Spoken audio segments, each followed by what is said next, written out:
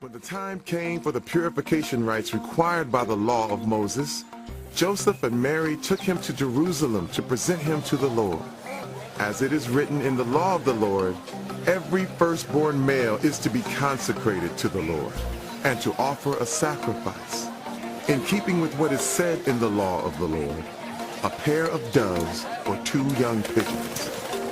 Now there was a man in Jerusalem called Simeon, who was righteous and devout.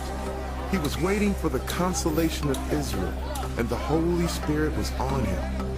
It had been revealed to him by the Holy Spirit that he would not die before he had seen the Lord's Messiah. Moved by the Spirit, he went into the temple courts. When the parents brought in the child Jesus to do for him what the custom of the law required, Simeon took him in his arms and praised God, saying, Sovereign Lord, as you have promised, you may now dismiss your servant in peace. For my eyes have seen your salvation, which you have prepared in the sight of all nations, a light for revelation to the Gentiles and the glory of your people Israel.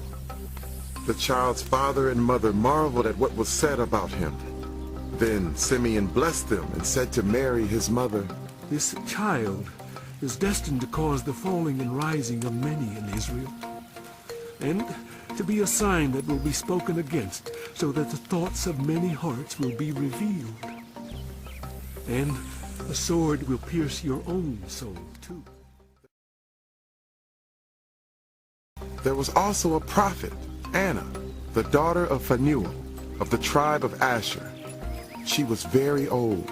She had lived with her husband 7 years after her marriage, and then had been a widow for 84 years.